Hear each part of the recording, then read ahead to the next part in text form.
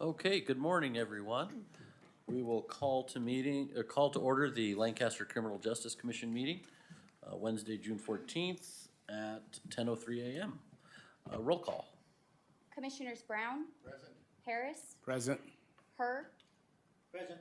McCracken, Present. Paris, absent, Vice Chair Little, absent, Chairman Mercy. Present. We have a quorum. Wonderful. Commissioner McCracken will lead us in our invocation. Good morning, everyone. Heavenly Father, we come to you today asking for your guidance, wisdom, and support as we begin this meeting. Help us engage in meaningful discussion. Allow us to grow closer as a group and nurture the bonds of this community. Fill us with your grace, Lord God, as we make decisions that might affect us and all those around us. And continue to remind us that everything we do here today, all that we accomplish is for the greater glory of you and for the service of humanity. We ask these things in your name. Amen. Amen. And I appreciate having Vice Mayor Marvin Christ and Councilman Raj Mali here with us today. Vice Mayor Christ, would you lead us in our Pledge of Allegiance? Sure. Please stand, place your hand over your heart, and repeat with me. I pledge allegiance to the flag of the United States of America and to the republic for which it stands, one nation, under God, indivisible, with liberty and justice for all. Okay. Presentations. We have an exciting presentation from Director Armelin.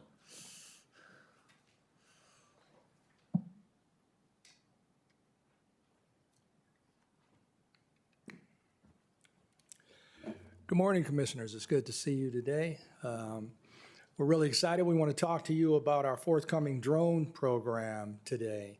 As you know, we have a very, very hardworking Sheriff's Department out here, and they face many, many challenges. And one of the Mother Nature created challenges is getting air support up here. Our LEAPS program has been fantastic in providing what they're capable of doing for the time frame that they're capable of doing it. So we're looking at our drone program to expand that and give them additional air support over a longer period of time while they're out there in the field. So I want to talk to you a little bit about this program. So already we have obtained a UAS drone, the drone that we need to provide that air support. This drone gives us the capability to have 200 times zoom. It has FLIR, which is the ability to have night vision, as well as it has a loudspeaker that works extremely well. In fact, we're finding that it works better than the loudspeaker on the sheriff's helicopter because you don't get the rotor wash drowning it out, as well as you can bring the aircraft down lower to ensure that it's heard. And it has a spotlight. We've deployed the drone at night already to assist with an operation with the Sheriff's Department. And the deputies, our folks who were out there, were very pleased with what the loudspeaker and the spotlight was able to do.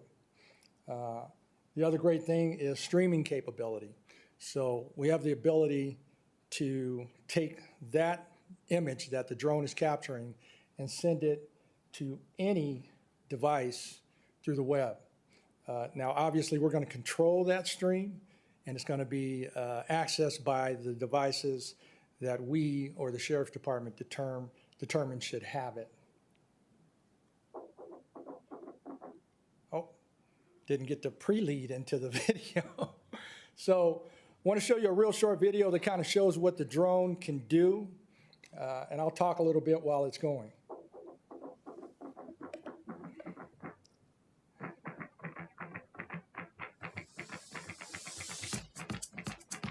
That is the actual drone. It's M30T. And that's our control case, vehicle mounted.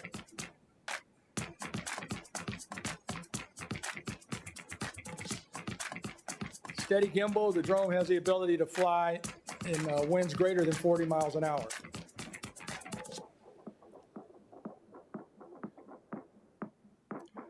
Active tracking, you can lock the drone onto a vehicle and it will track, no pilot assistance needed. It'll stay on that suspect vehicle. There's our infrared flare night vision. And a look at the zoom capabilities.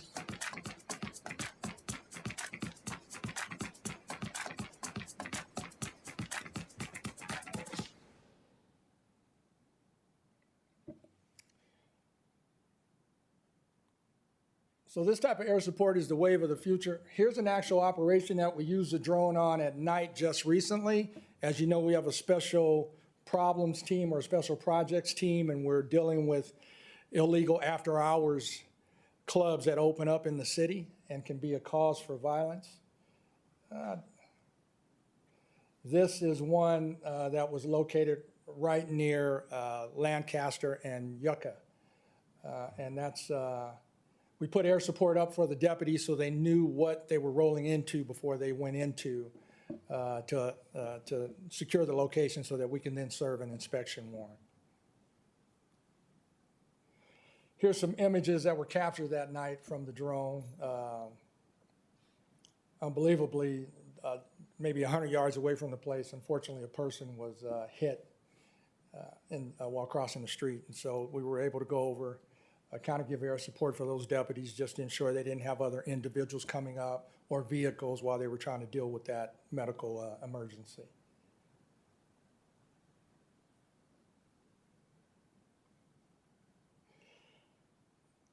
This is up over one of the homeless encampment cleanups. Our drone's been extremely helpful. We get it up over those and we give our personnel an idea what they're going into prior to them going in.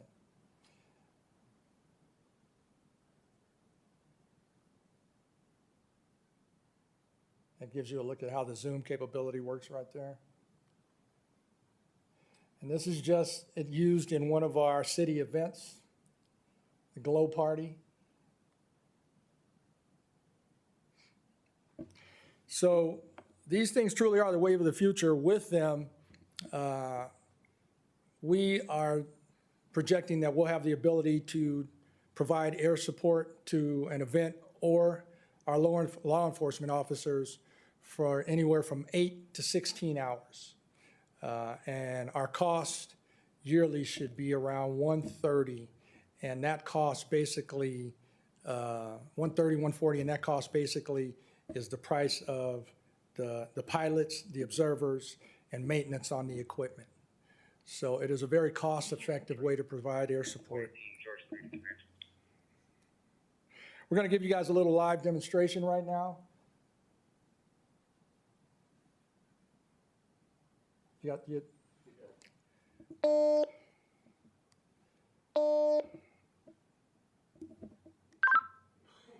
Command 1 to George 3.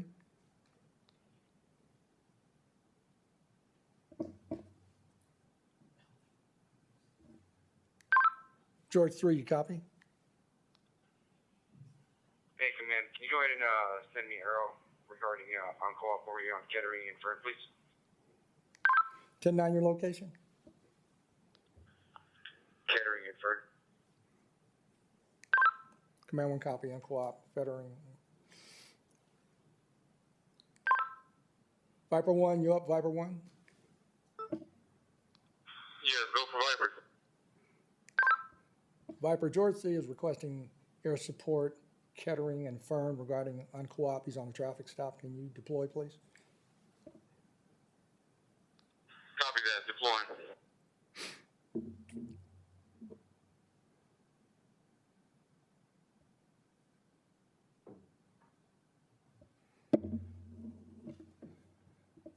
So what you're seeing now is the airship is up and is headed over to where the deputy's on a traffic stop. That's going to stream into whatever devices we choose. Okay, Command, you back. Go George 3. I have 2 more civilians walking by over to the north of me. If you guys could keep eyes on them for me, please.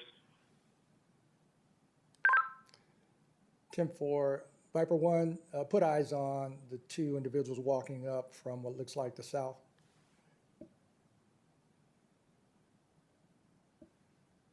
Copy.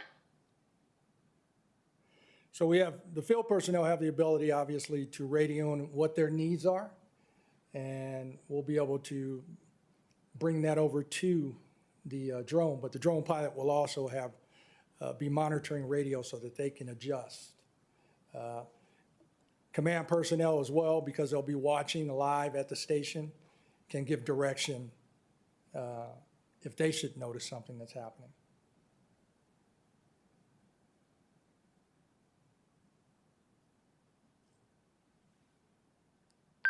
Viper 1, could you expand so we can see the deputy and his status? Hey, can you repeat your traffic?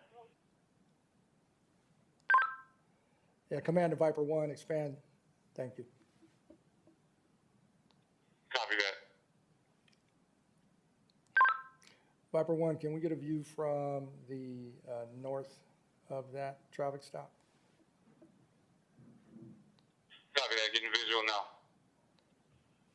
Hey, be advised, one of the individuals has something in his hand. If you could confirm what that is. Copy that.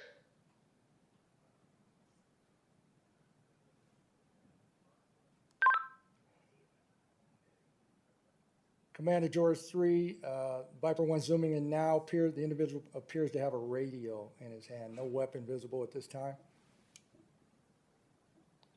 Copy that. Thank you. Great advantage. Be able to give our deputies and officers the information they need so that they're not second guessing and we're sure who we're dealing with. In this is obviously a training scenario. I will tell you, in this scenario, you'd have multiple cars coming up, whether it be requested by command because they can see the situation, or the deputy in the field to back him up, because we're not going to have one of our officers trying to deal with 3 individuals by himself.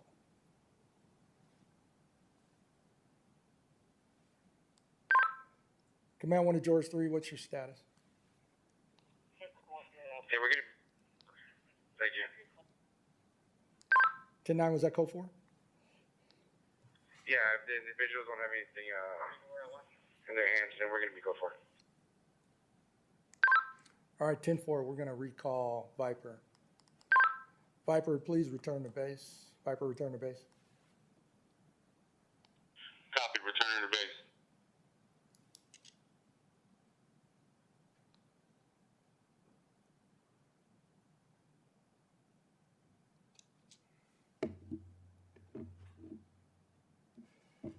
And so at this point, the aircraft will return to the base.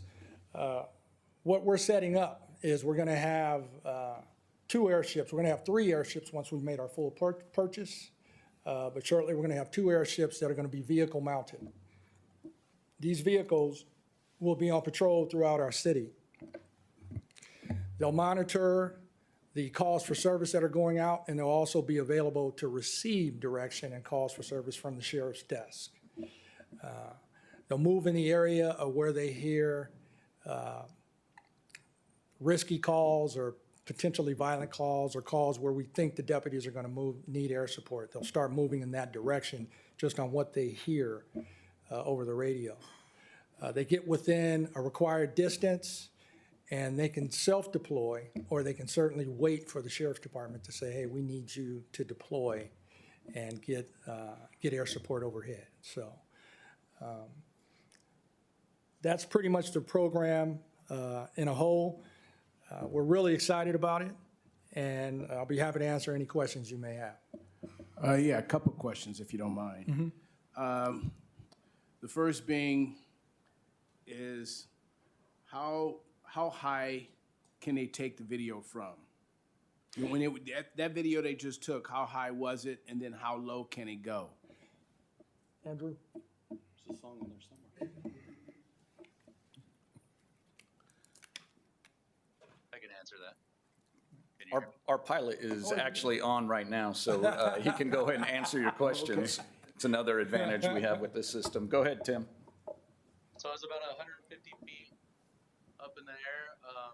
All drones can go up to 400, depending on the airspace. Right here, we're pretty open, so we can go up to 400. And I can go pretty low, as long as it's safe. Thank you. And one other question is, how long is the charge good for? I mean, how long can you fly consistently? We've been flying these batteries for about 45 minutes consistently. We also have 8 batteries, so when one's used up, it goes on the charger. So we technically can fly continuously. We just Thank have you. to swap out the batteries.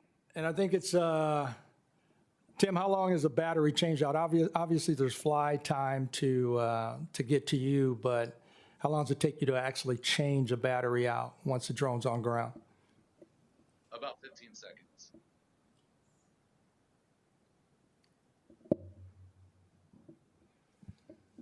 Rod, just for your information, the sheriff boosters this morning voted to buy 2 more drones for Wow. you.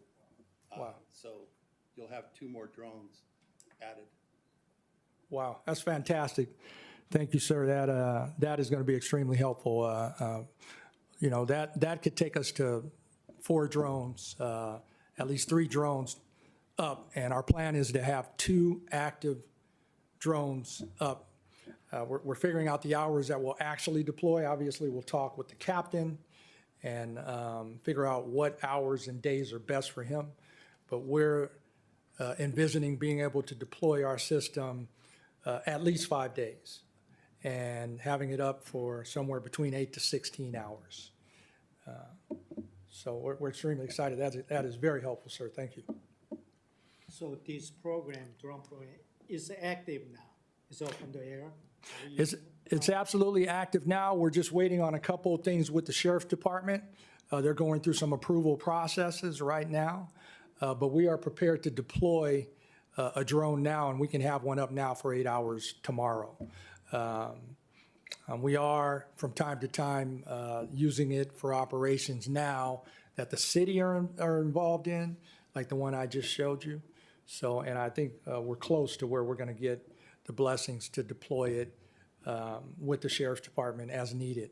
Once that happens, like I said, we'll obviously sit down with the captain, figure out what that deployment will look like. There'll be some training involved, obviously, because we want their personnel to understand it's up there and know how to request it, when to request it. I know when we did that nighttime operation, we were at the station and a lot of deputies came out, as well as the watch commander, watch sergeant, and they were extremely excited and said, "Get it here now." So we're moving full steam ahead. It's fantastic. Thank you. Now, you mentioned that you are planning on having it operational 5 days a week. Are you, any future plans on having that 7 days a week? That's something that we will look at as we move forward. One of the things we're doing is, besides, our hired pilot, we're looking at collateral duties for existing personnel. So that's going to give us the ability to expand our days, our hours of service. We were amazed to find out that we actually have a few certified pilots that work for the city now, including one, I think Chris was telling me, who works out in the yard, and he flies for movies? The movie industry. So he's a very experienced pilot, and we're going to be figuring a way to get him to be one of our scheduled pilots. So it's a good way to keep costs down too, actually. So A question for Robert. This has probably come up before, but I would imagine these drones are going to be able to get some vantage points that would be very useful to the sheriff's department. But then the question might come up whether they'd be admissible. Any thoughts about that? I was asking Robert to see if he has any. I'm sorry. That's okay. These drones are going to come up with some video that's going to be maybe taken from a vantage point that heretofore wouldn't be available. And no doubt defense attorneys are going to try and find a way to exclude that video. What are your thoughts? It's not gonna, there's no basis to exclude it. No, I was thinking about before, the only issue is making sure that we are aware that the video exists and that we turn it over.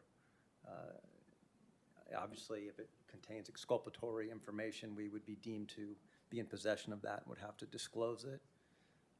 But if we want to use it, the only issue would be turning it over, assuming there's some, it's saved on some sort of, yeah. So I mean, from a prosecution standpoint, I mean, it's extremely helpful. I think I was thinking in terms of privacy, so if the drone were able to see, say, into a backyard in a way that you'd probably have to have a search warrant to get to that backyard? Or maybe I'm making up a problem. It's very fact specific, so there's case law directly on point because there's been, the ability to see into the backyards for search and seizure issues for years. So the case law on those issues is pretty well established. So I think a lot of it depends on whether it's, if it's a drone flying over, I'd have to go research the law to see when observations of, say, criminal activity in the backyard of a location, whether that would be subject to, suppression based on a privacy issue or not. It's really, really fact specific. So it really would depend on the facts and then how you argue it to a court. But from what I'm seeing, what they're using it for, we just had a case the other day that I was dealing with where I was Arrow 29. I don't know, Arrow 29? Is that? No. That's a helicopter? Yeah, the helicopter was chasing some guys after an armed robbery. And so, to use it in something like that would be great to get video of that. I don't know if the helicopter has video, but, okay, well, probably have to get that then. But, yeah, so. Thank you.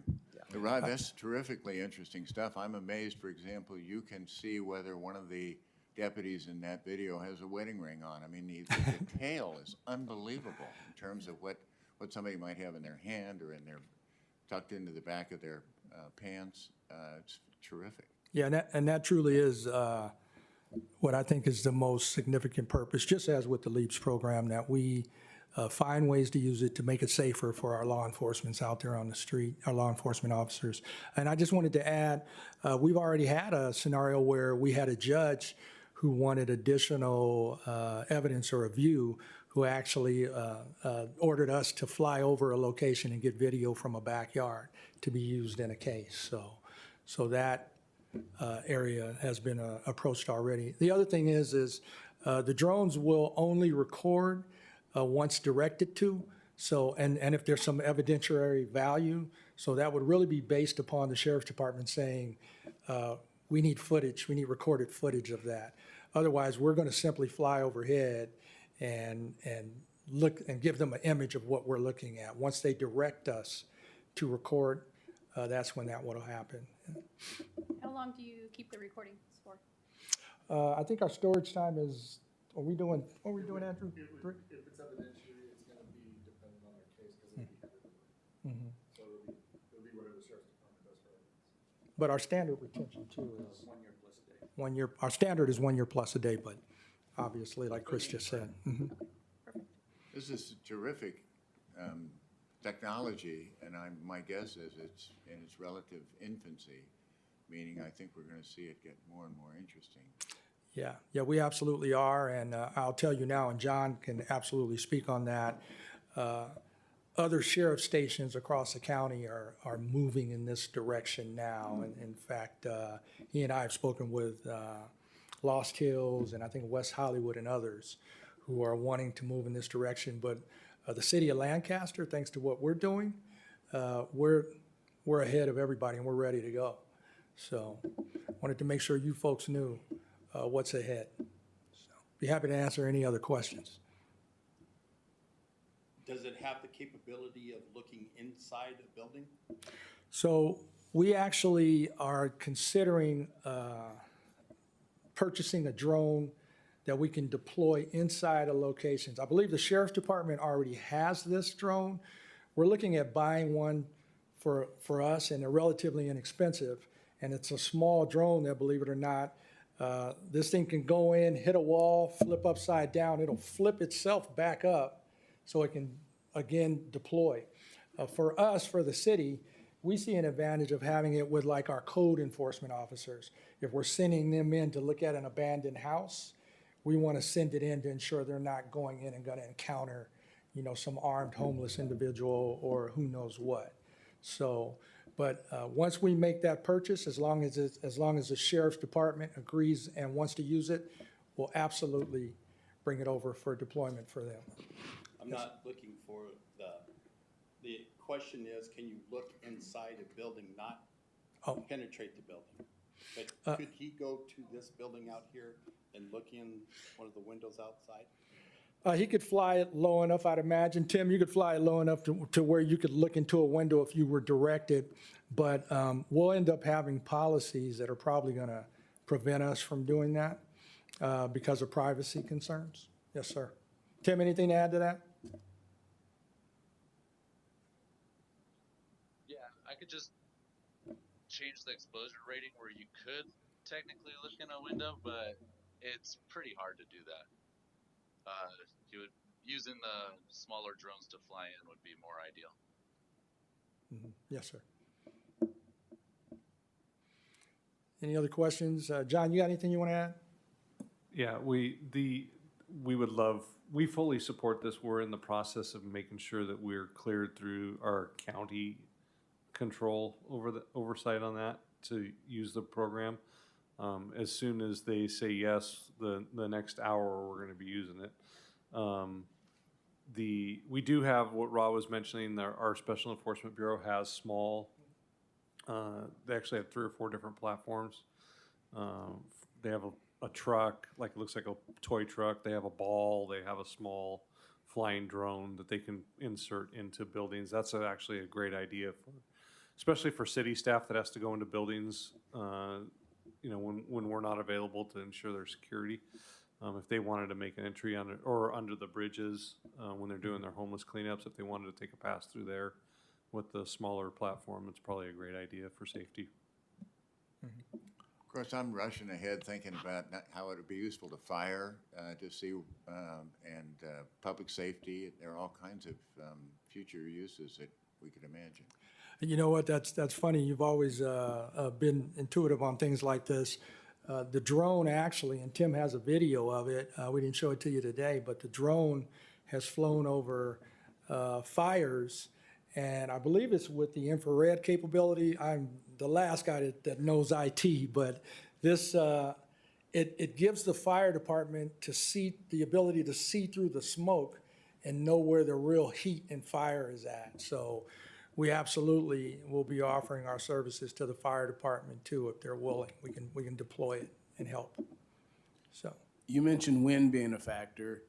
What about other weather conditions such as rain or snow or things like that? Can it just fly just as freely in those conditions? it can fly in rain. Tim, you still on? Yes, I would say light rain. I wouldn't go out there during a tornado or heavy downpour, but it is weatherproof and has a IP, I think 45 dust and waterproof rating. The drone we bought or purchased is the most waterproof drone out there. Great. Thank you. Sure. Last question, sir. No problem, sir. Fascinated by this. How big is the drone that we watched? I can see it in the video, but say, is it as big as your desktop there?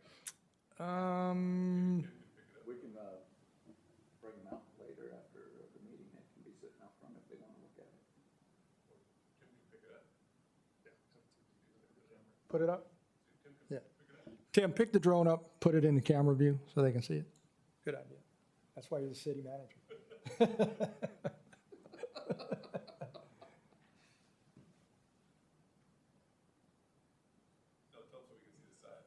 Yeah. You land it and physically pick it up so they can see it in comparison to your body.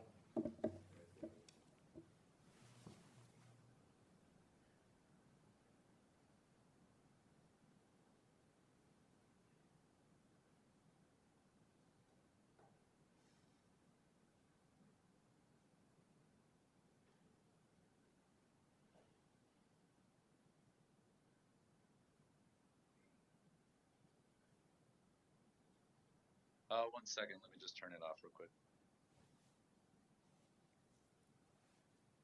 Oh, we lost your signal. No, he's over. Can you see me on Zoom? Oh, there he is. Okay, we got you. We got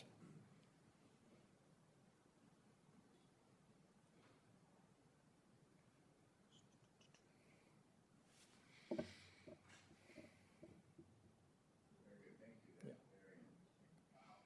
Yeah, pretty good size drone, and like I said, has a very good spotlight. Tim, I don't know if you know what the candle power of that spotlight is, and the speaker is really good as well to give directions.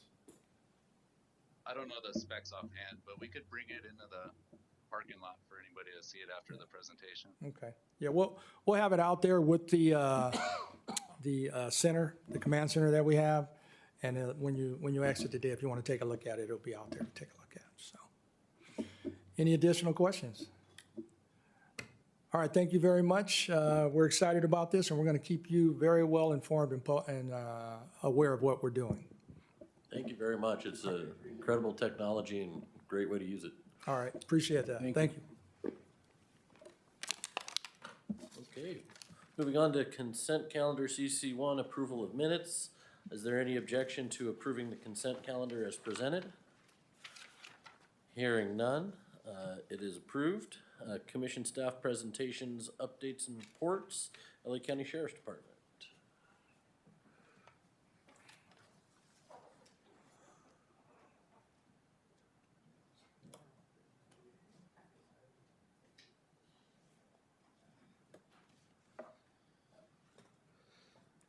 Good morning, Commissioner and Commissioners. You'll notice I fired Deputy Green. I'm just kidding. As soon as he graduates from Toastmasters, I told him he could have his public speaking card back. We changed the presentation a little bit. I've been listening to you guys comment on it and ask a lot of questions, and please let me know if this is a little clearer for you, a little easier to understand the data. It's much shorter. But what we have is a 5-year, 1 year, and a year-to-date comparison of our Part 1 crimes. If you want to advance to the next slide, I can kind of briefly explain. But if you see there, this is the same information you were seeing in a pictographed in a linear diagram previously. This is just raw numbers. We took away the graph so you could actually see the hard numbers and have a comparison to where we are. The last 2 columns on that report are where we are plus or minus where we've been. So if you look at criminal homicides year to date on the 2023 column, we are up year to date from where we were last year. We're just under where we finished last year. We've had 3 incidents that had multiple fatalities involved in the homicides.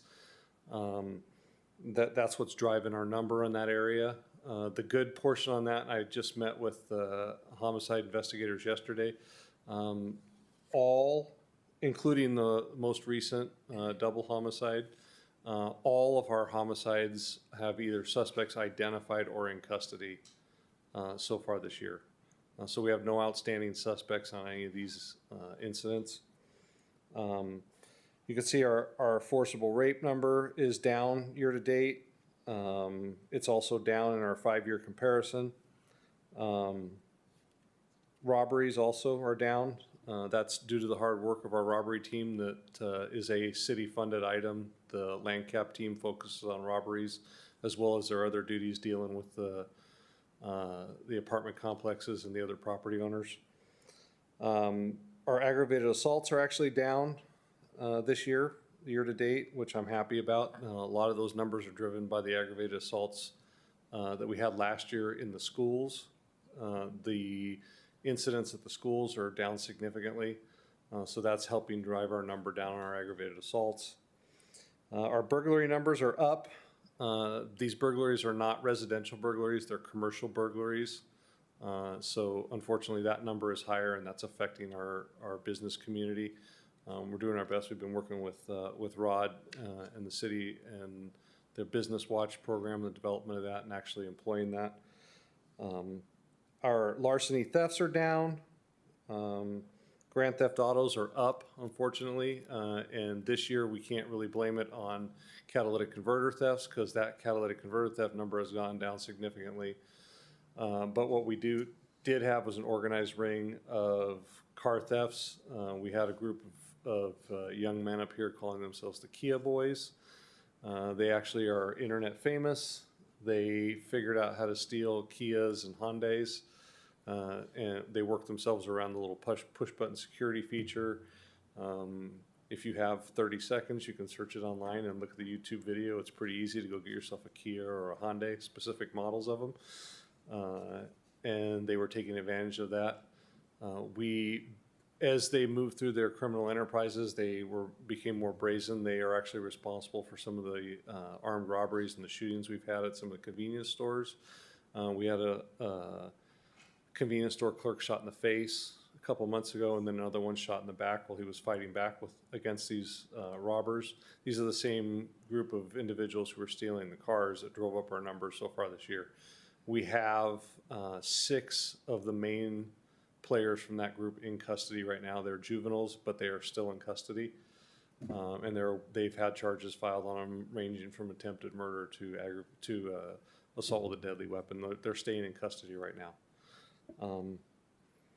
Our arsons are down. We have had a couple of arsons that were home building arsons.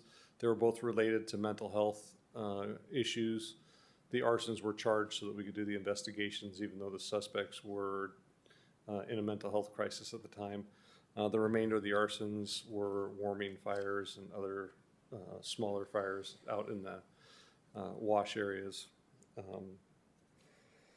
So if you look at our numbers for Part 1 crimes, overall, we're down year to date in the city. Unfortunately, the county area I can't claim that, but I'm not reporting to them today. Is this a more understandable, easier to understand format for you guys? If you guys would like to see something different, please feel free to reach out and ask me we can present it differently, but I thought this would be an easier way to present it to you guys. You can see the raw numbers and a 5-year comparison. Yeah, I think I this think is it a is, great, again. I'm I sorry, like I it. think this is a great way of reporting it. I do have a question, though. Yes, ma'am. Quite a bit of these categories were below. What's working? The deputies we're are doing working. really- The deputies are working very hard. Good. You can see on the next slide, actually, our arrest. We included our arrest numbers. This is information that we go through monthly as a division for North Patrol Division. We go through the same numbers with the other stations in our division, and we look at our comparisons. You'll see that our arrest numbers are down from last year. You can kind of see the comparison previous 12 months to the current months. The reason for that is that the deputies are actually out in the field doing. They're not making a lot of arrests. They're not just out there arresting everybody that they come across. They're actually going out there and they're making quality arrests. They're completing good, long, thorough investigations in the field. They're not focusing on traffic stop arrests. They're not focusing on stopping people on their bicycles. They're not stopping. They're doing traffic enforcement, dedicated traffic enforcement to try to bring down our fatal crash numbers. But when they're making arrests, they're actually completing good, solid investigations so that we can partner with our partners in the DA's office and have good, solid cases that keep people in custody. As opposed to trying to bring a whole bunch of numbers in, we're trying to bring in a lower number of quality arrests that have fewer questions and can meet the standards that are being set for prosecution. But that's why that's why we're trending down, I think, is because your deputies are out there working their tails off and they're doing good quality work right now. Great, thank you. We appreciate that. We have a heat map also. This map is a little confusing. It's kind of a large scale. This is where the major activities are. You can see that if I had put up the comparison to previous ones, it's spreading out actually. We have smaller areas of density, crime density activities as compared to previously, where we had one or two high focused areas. Now we have a larger, less active areas spread across the entire city. That actually makes it a little bit more difficult for us to attack these things because they're spread out a little bit farther. We have to have multiple plans to attack them. We're using a problem-oriented policing model to attack these areas and to try to take the folks into custody that need to be taken into custody, or use some of the city resources to get people to leave the area who are causing problems and could be associated to these crimes. And I think if they follow my direction, that's the end of our presentation. There is some definitions on the last page there. This, I believe you guys all have a copy of this. If you have any questions? Yes, I do, Captain. Yes, sir. First of all, thanks for what you do. I think about 2 or 3 weeks ago, the Eyewitness Channel 7 uses a recording about the Lancaster and the auto theft and commercial, the robberies. And is that the same group and you referred it to? Yes. It's a Kia boy? One of the reasons I had that detective go on the news, and he wasn't really comfortable with it, but I told him. Where they get the resource from? Because this is my hometown, and if they cover the story about the great things, that'll be great. But Yeah. auto theft and Well, we're trying to get the word out to the community that your deputies are working hard, and they're continuing to work even though there's additional challenges placed upon them. The Landcap team has done phenomenal work addressing the Kia boys problem that we've had, along with the auto theft and then their more brazen armed robberies. They did a ton of work identifying these kids, finding out where they were associated with. It turns out they all went to the same high school. They built this, we call it a link diagram of how these guys are all linked together. So they were able to use geofencing technology and the link diagrams to link them together through social media, put them in the same place at the same time, put them in the same area as the robberies that were occurring, as some of the auto thefts, and then we served search warrants on their houses and took them into custody. In a couple instances, some of their parents were involved in hiding them. They were also taken into custody for harboring fugitives and not participating in, like they should be with us. So those guys are no longer in custody because they're adults. But we're not just taking the kids, we're seeing what the problem is, and we're trying to address it with the parents also. But we did reach out to the media and ask them to do some stories on it for us so that the community would know that we're trying to address these problems. And, the city is funding these special teams, and that the city resources are going to handle these problems and address them. And we're still working, even though we have a lot of challenges in front of us. Thank you. Captain, can Appreciate you give us an update on how the new city cameras are working with you guys? The flock cameras? Yes. They are great, actually. We were just trying to pull together numbers yesterday when I was talking to the homicide investigators. They used just on the murder that we had, the double homicide at the hotel. The investigators immediately jumped onto the flock system. They were able to get the plate for the vehicle that fled the scene of the suspects, which led them to the search warrants that they're serving to arrest these guys. So it was immediate. The investigators are jumping on it. On the patrol side of it, we've had not a great amount of success in arresting people in stolen cars. I had to put some controls in place on that for the patrol guys, where I told them I didn't want a lot of pursuits related to that because it causes a ton of liability for both you guys and us. So the patrol side of it, they're tracking these guys down and they're recovering the cars more often than they're actually taking anybody into custody. So we're getting the property back for the folks that lose their property, but we're not taking a lot of people to jail behind joyriding or grand theft auto on those, which I'm okay with because currently those are cases that we don't have a ton of success with, as long as we're getting people their property back. But the investment that the city made in it and the support you folks gave is going to be tremendous. We're continuing to develop. We've actually found more success on the investigative side of using the cameras than we thought we were going to have. We thought we were going to have greater success on the patrol side, tracking people down, taking people into custody, but the investigative side has actually turned out to be a better return on the investment.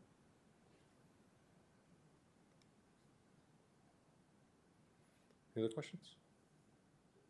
Earlier, when you're talked about the Kia Boys, you said, is it the local group is putting themselves on the internet? Uh, Or is it yes. they learned how to do this? They learned how to do it from the internet, but they were out there selling themselves as local criminals beating the system. Oh, And this, we did pass through, not through the local station, but through the Task Force for Regional Auto Theft Prevention. This information has been passed on to the manufacturers so that they could address the flaws in the system. It's not just a local issue. That particular flaw in the system is international. It's just building a better mousetrap. Somebody's going to figure a way around it. And unfortunately, social media spread the word quickly. I'm surprised that Mr. Gascon hasn't had the ability to get these Kia Boys out of custody. That is my apologies. Actually, the DA's office up here has been great partners with us. I have nothing negative to say. At every turn, they've been great partners with us. And I think I might have spoke about this before. I started looking at the rejects on the cases, and I noticed that when they're being rejected, the DA's office is actually looking for ways to keep people in custody where we could.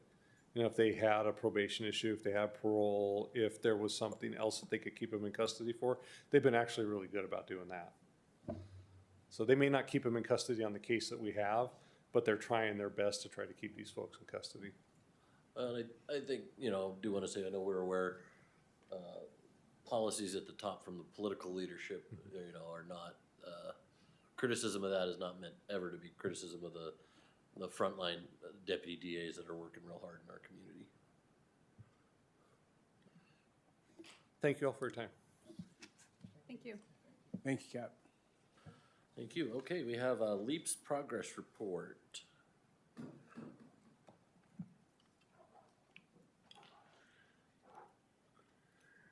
Chair and Commissioners, hello. Good morning.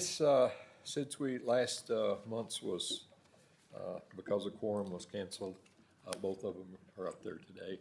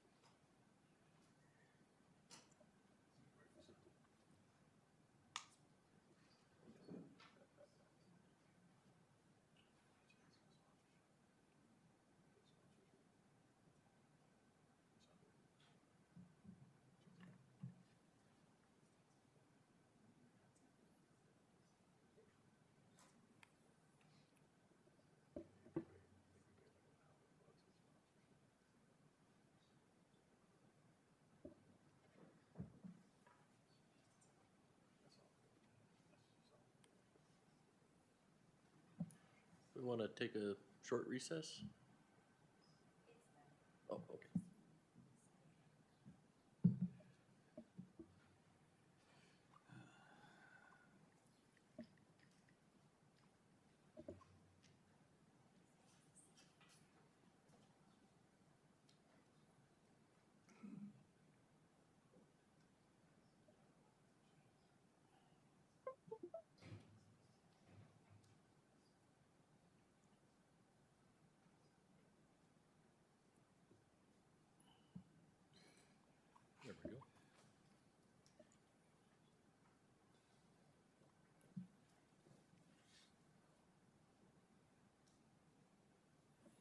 Okay, well, I'll cover both March and April's overview. For March, we were up just shy of 94 hours, 167 dispatches, and we covered about 431 square miles during that operation. We only lost a day and a half due to climatological factors. Maintaining the city's aircraft, had a normal FAA 50-hour inspection, including an exhaust. Did some replacements. Across the bottom there are the categories that we have reported in: people, arrests, its own, and the specific number on the right-hand side of the page. 24 arrests, 41 fights and assaults. As was pointed out earlier, those have gone up considerably. Let's see, I need to advance this thing.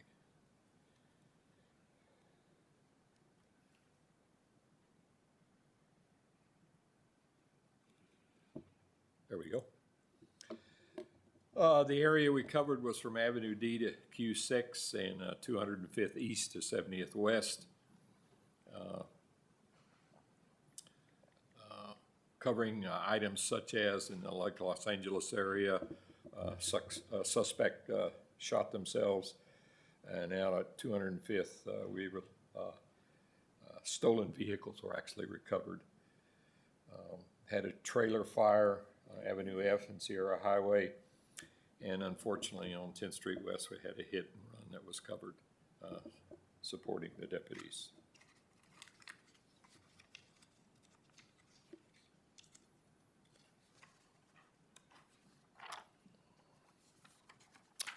For April, we 74.4 hours, 123 dispatches, covering 234 square miles.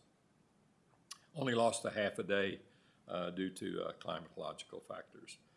Conducted a mandatory FAA 1,000-hour inspection and a 500-hour magneto inspection and service. Some minor maintenance on the airframe itself. 40% of the things that we followed had to do with actual individuals. That's by far the largest factor.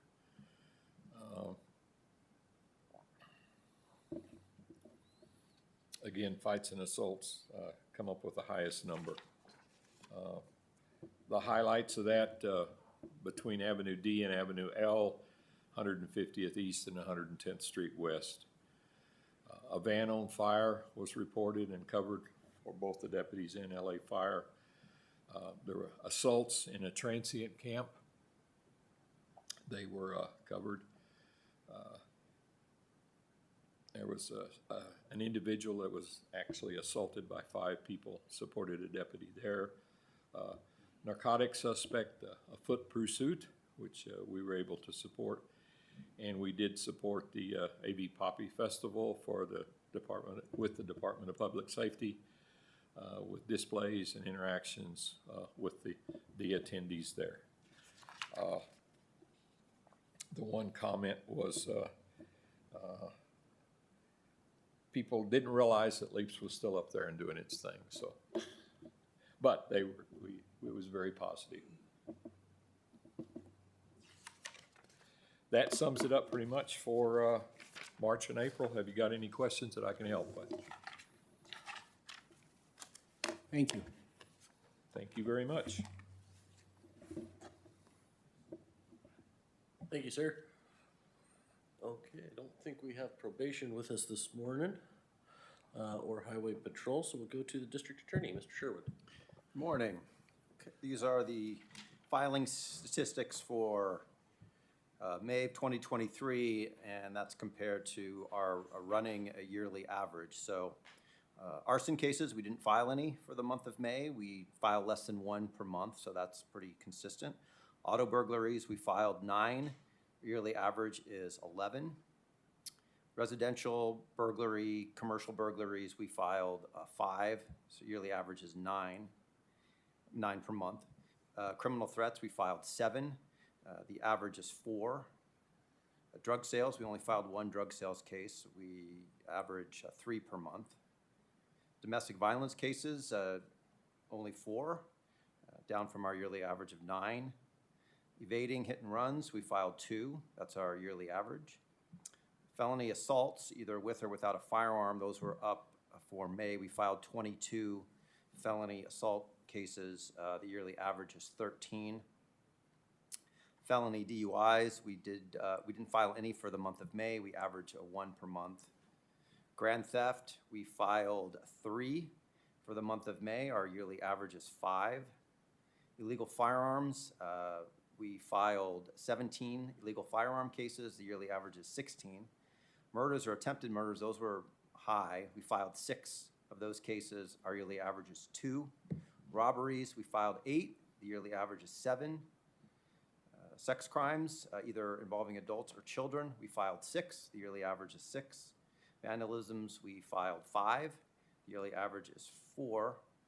And a violation of protective orders, we filed 14 of those. That's a small sample size, but of the 3 months we've been tracking that, our average is 15. So with the exception of felony assaults and murders or attempted murders, everything pretty consistent with the yearly average. That's all I got. Okay. Questions? Everyone, did the bail policy recently change? I saw an article about that there was going to a no bail system, but I don't know if that was. So I think that related to some sort of minor offenses, misdemeanor offenses, or something. I don't think it really relates to felony cases. The felony bail schedule, there's an issue with the felony bail schedule, but as from what I've seen, the bail, the no cash bail, all that is pretty much remained the same.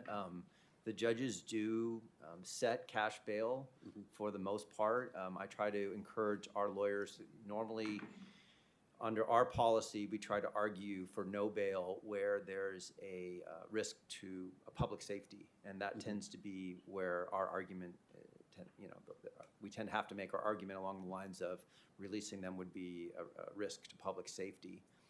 And so that obviously depends on the crime and the criminal history. So, I know there's a lot about the cash bail and what that means, but as far as from what I've seen, the court, the judges are the ones that set bail.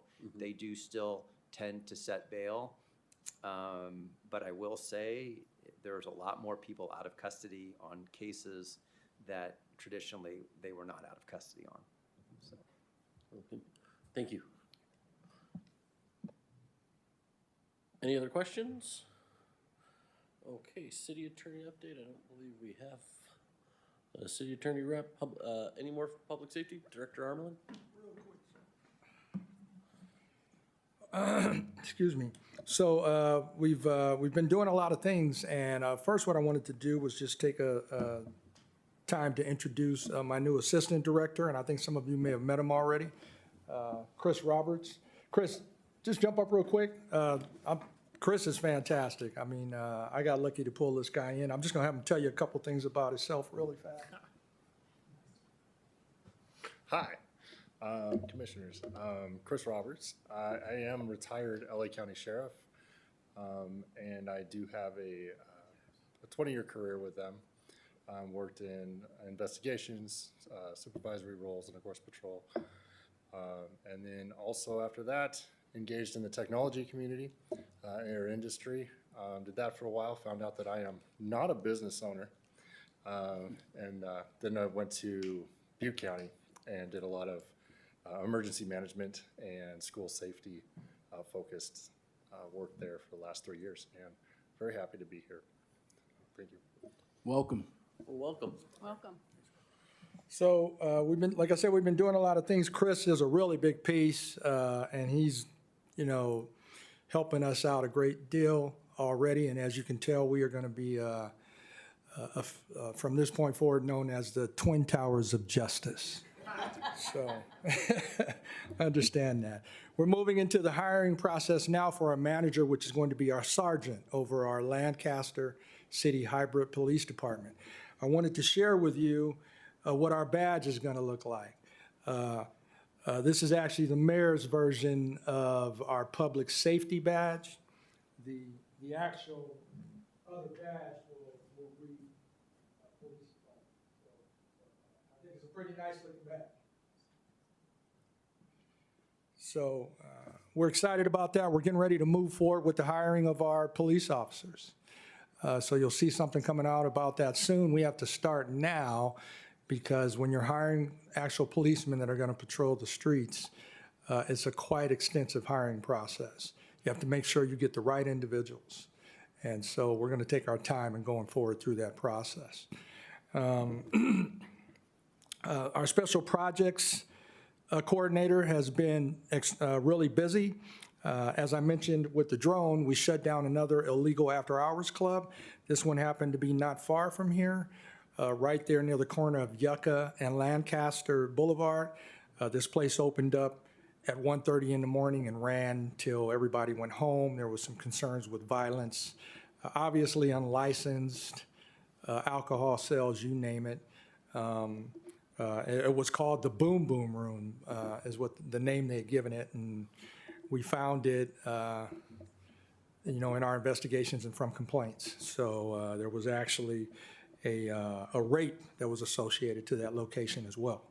So it needed to happen. The team's also doing work now on Sierra Highway.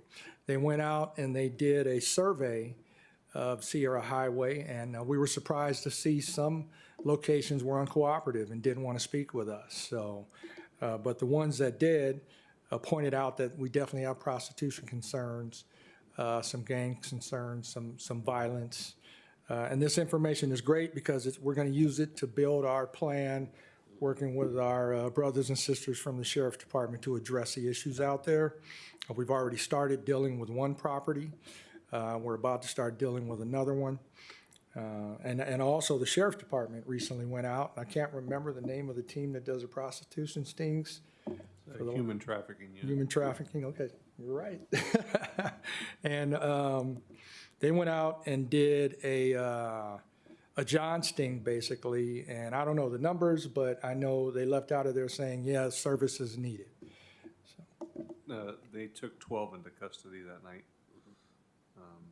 And they, after the operation and having a firsthand look at it, they said they would be back to help us with some more. So Yeah.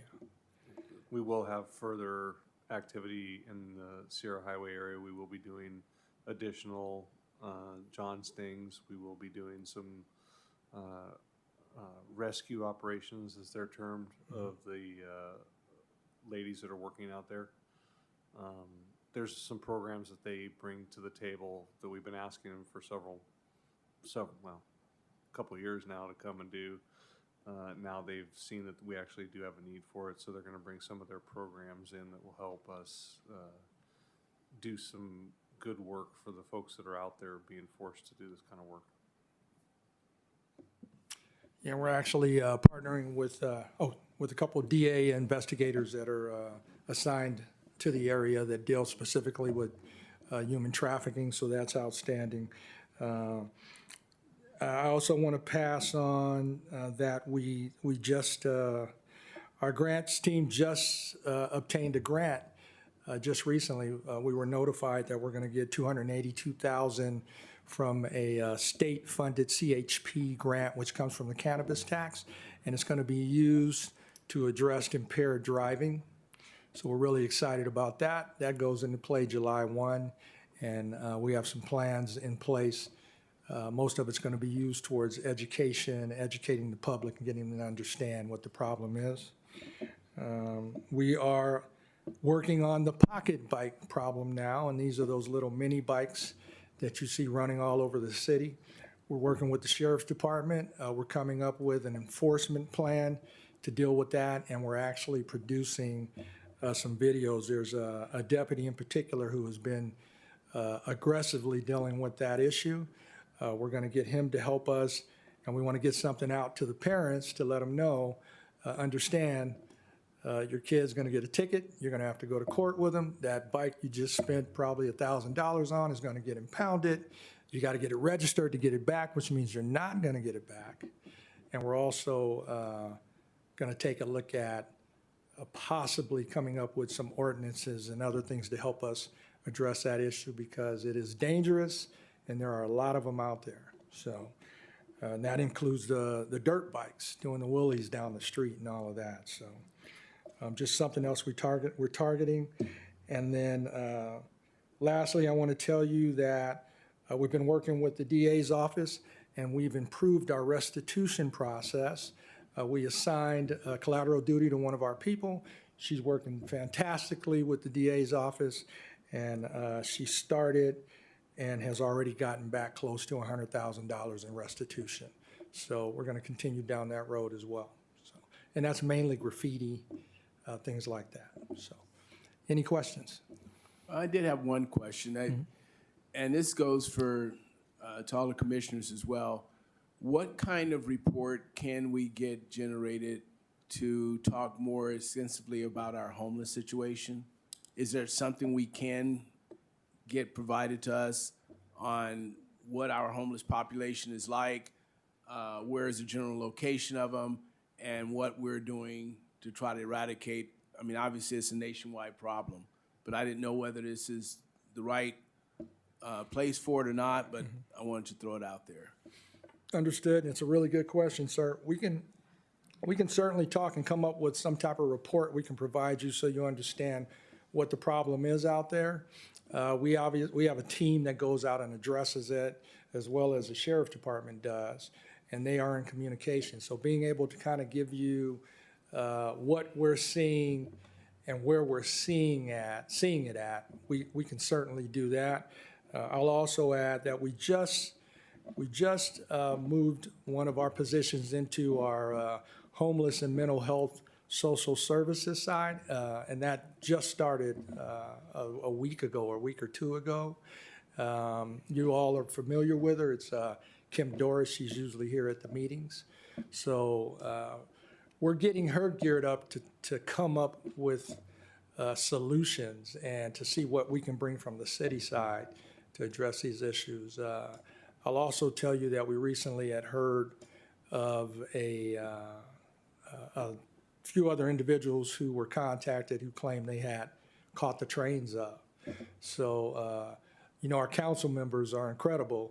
And once this got back to them, they said, hey, we want to go down and actually ride the train up and see what we're going to see. So myself, because they got to have a gun with them, the city manager, and I think it's Ken Mann and I'm not sure which other one. We're going to go ride the train up, and we've been trying to figure out what's the best days because we want to get a bird's eye view of what that looks like. So that's glad to hear. Yeah, thank you. Yes, sir. I was glad to hear you're talking about addressing the human trafficking situation. It's, I know that the state took away some of the tools that law enforcement had to try to help separate the victims from their abusers. But it seems to be spreading. I was in a, shopping center with some family restaurants and things over the weekend and observed it more inside of town, not on Sierra Highway. So appreciate getting as creative as you can because it seems to be spreading. Yes, sir, absolutely. It is a problem and concern. I can tell you, I've gotten several calls from grandparents who are taking their grandchildren to school and say, hey, what can you guys do about this? Because they don't want the grandkids to see some of the sites out there. So we're going to keep you abreast on that. One last thing I forgot is, so we address, with this special projects team, we address any public nuisance type location. So if it's an illegal after hours club, as well as we've been getting notified about residents or houses that are basically unoccupied and the owners are renting them out continuously to give these wild parties. And the neighbors are really, really disturbed and bothered by it. In fact, the supervisor's office recently reached out about one that we were already on. So we want the public to know if that is happening, contact us. We'll get with the sheriff's department. We'll figure a way to deal with it.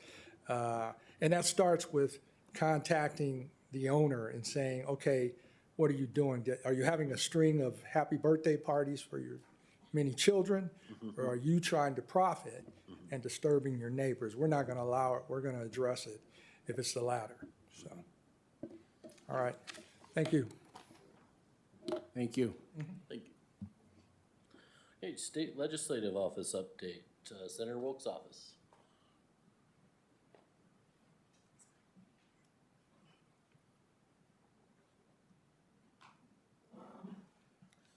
Thank you, Mr. Chairman. Good morning, Commissioners. On June 2nd, was the House of Origin deadline, and I'm pleased to report that the Senate has dispensed with all of its bills and are now being heard in the Assembly, and the Assembly bills are now being heard in the Senate. So all of Senator Wilk's bills have made it to the Senate floor have passed, and so here are some of them that are could be relevant to this commission. So first we'll begin with Senate Bill 643. This is the Saugus Strong Act, which would require local education agencies, or LEAs, to create anonymous reporting systems to allow for students, parents, or concerned community members to anonymously report potential threats or violence. This passed the Senate 35-0. And also Senate Bill 868, which requires K through 12 classrooms to have a trauma kit available in the event of an emergency. This also passed the Senate 40-0. SB 247, which clarifies that beauty salons may serve beer or wine to patrons, passed 4-0. Any laws that have to do with alcohol or substances, we believe is relevant to this commission. So here's some things that are coming up. So committees are up and running in the Senate hearing assembly bills. And so we will also start to see budget negotiations heat up and related bills hitting the floor soon. So here are some bills that we've been hearing about from constituents across the district and here in the Antelope Valley. So Assembly Bill 665 from Assemblymember Carrillo, which allows minors 12 years of age or older to consent to mental health treatment or residential shelter services. We want to let you guys know that this did pass the Assembly floor and will be heard, and it is being heard in the Senate Judiciary Committee as of yesterday. Assembly Bill 1228 from Assemblymember Holden requires that fast food restaurant financiers to share its fast food restaurant franchisee all civil legal responsibility and civil liability for franchises violations of prescribed laws and orders or their implementing rules or regulations. This basically says that the guy that owns the McDonald's franchise is liable as well as the person over that franchise. So McDonald's is liable as well as the person that owns that specific franchise. It hasn't been passed into law yet, but that is the gist of the bill. So hot topics. Some really hot topics, actually. Senate Bill 50 from Senator Badford would prohibit police stops for 5 low-level traffic violations, including a broken headlight or a bumper. This passed the Senate 22-11 with Senator Wilk opposing. Senate Bill 783 from Senator Archuleta says until January 1st, 2029, authorizes the counties of Los Angeles and Nevada to create a veteran suicide prevention training pilot program to offer individuals in each county specialized training and certification in suicide prevention with military-connected populations. This passed the Senate unanimously, 40-0. Senate Bill 14 from Senator Grove. Senator Wilk is a co-author of this bill, and this is relevant to what was just updated from public safety as well. This adds human trafficking, both labor and sex trafficking, to the list of serious felonies and makes this offense eligible for, quote, the 3 strikes law, if committed after January 1st, 2024. That's next year, and this passed the Senate unanimously as well, is now being heard in the Assembly. Senate Bill 2 from Senator Portanino removes the may issue and good moral character and good clause requirements to obtain a license to carry a concealed firearm, or CCW. This prohibits CCW holders from carrying firearms in a long list of places, including places where alcohol is served and any business establishment that does not post a sign that firearms are permitted there. It requires additional background investigations before being granted a CCW.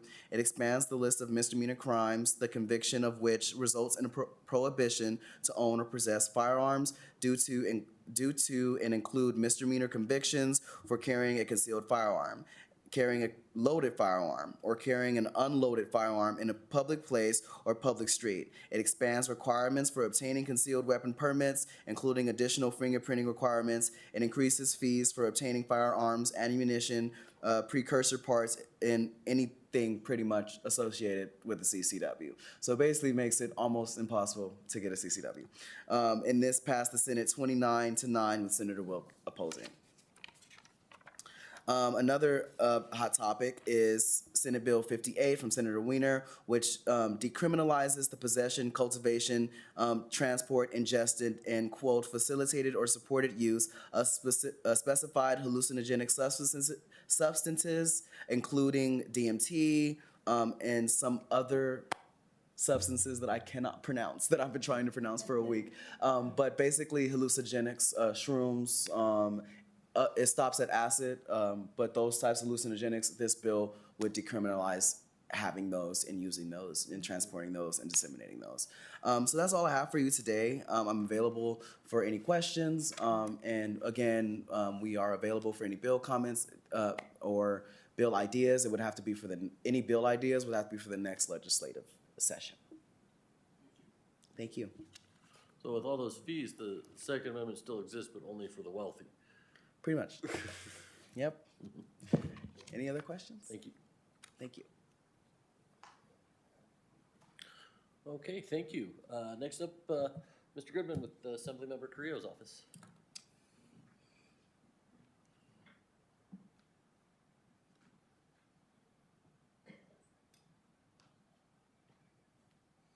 I want to thank the commission and everybody else for having us today. And I think a point that I think Roderick brought up about the mini bikes, off of I Street, yeah, it's pretty bad. And I know that I almost, one just kind of crisscrossed me, blindsided me. I didn't see him. I didn't hit him, but wow, it's a serious issue out there.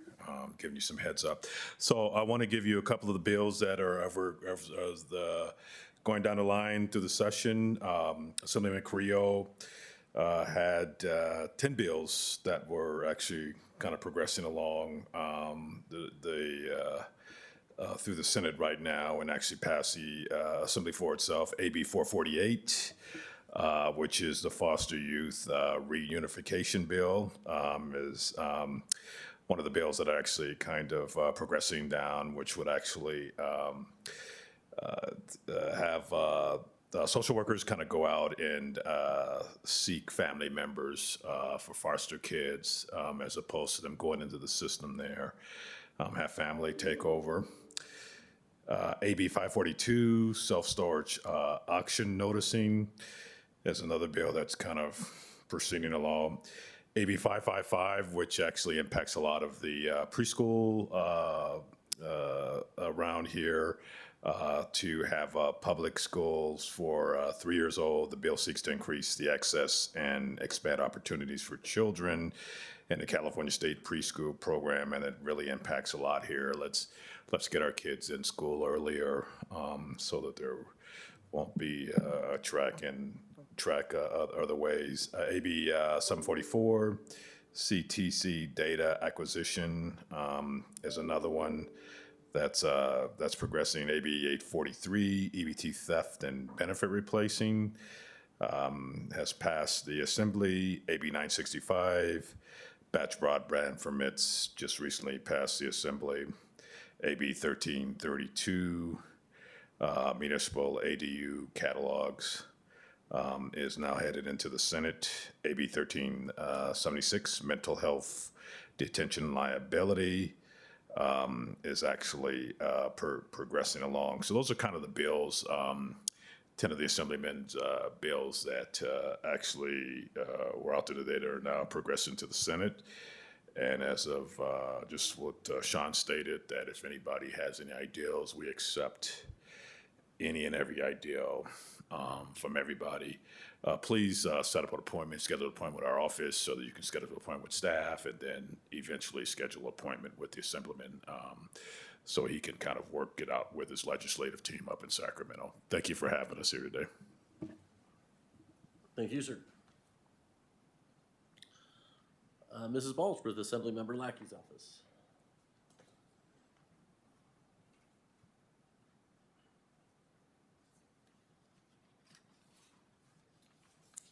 Thank you so much. The Assemblyman has 5 bills that are of interest to public safety that have moved on to the Senate. AB 56, which is for victim compensation. The bill passed unanimously out of the Senate Public Safety yesterday and is headed to the Appropriation Committee.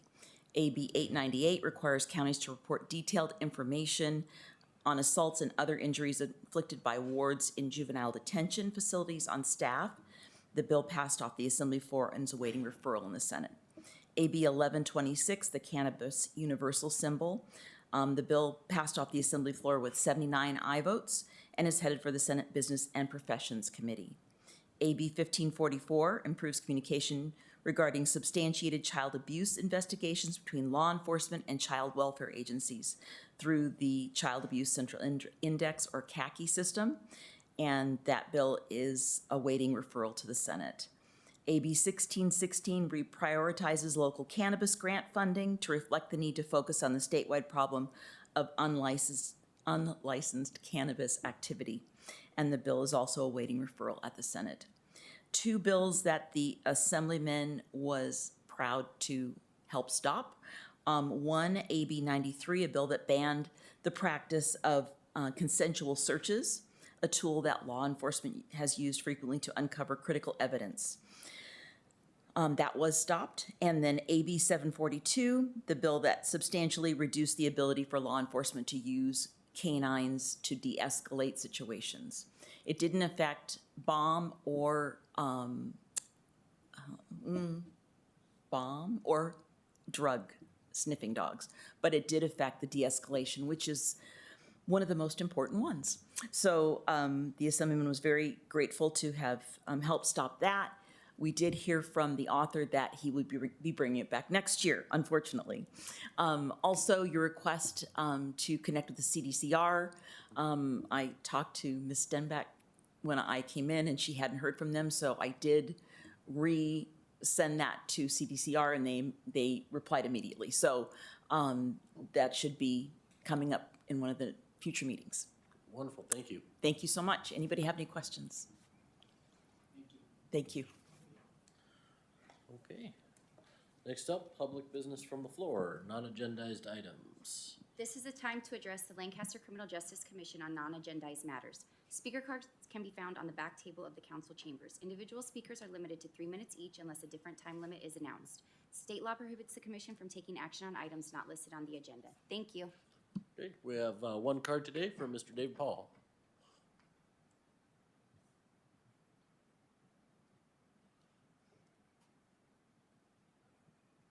Mr. Chair and Commissioners, good morning. I want to start with just letting you listen to this.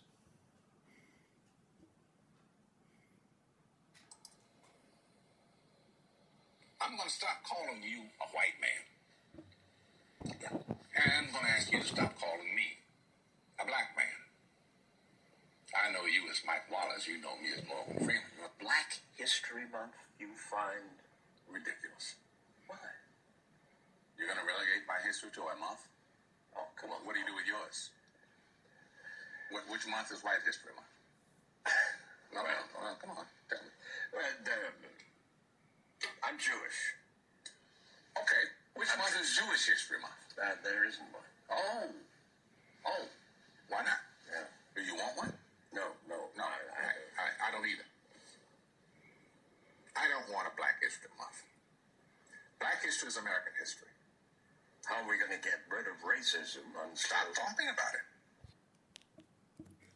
it? You know, it brings me no joy to bring this up, but I'll tell you, I was proud last year to work on the Juneteenth Commission, our inaugural city Juneteenth, and I got a couple things in there. First, to brand it as Lancaster Juneteenth, and in the rules, it stated that it is an American holiday. It's not a black holiday. It's our attempt to overcome the common effect of the Civil War and slavery. And so I have to tell you that last year there was just a lot in the end of black this, black that, and I'm trying to tell you it's an American holiday. it's for everybody. And so I kind of fell away at the end of the year. I'm very proud of my certificate I got for my participation. But this year I went back to try and make a difference again. And a lot of that same stuff, promote black talent and all of this stuff. And I've been shut out, and it hurts, but I try and do what I can. But this is where I really got mad. They take the military out of the history, but I was trying to get them to have their branding of their thing correct. They want to put Lancaster City Park. And Ronald Childers from the city told me on a call, he told me that, imagine this, imagine you were raped, imagine you were repeatedly raped, and then you had to go to a park with the name of your rapist on it. And I thought, what are you talking about? That's why they will not put Sergeant Steve Owen's name on the posters, and it offends me. And I'll tell you one more thing, I know my time is up. Steve Owen was a cop's cop. He was known in the station as Superman because he was so, and the only reason he died is because he's not a racist killer. He should have shot that guy dead when he had the chance, and only because he's a decent human being is he dead and the other guy lives. That's all I have.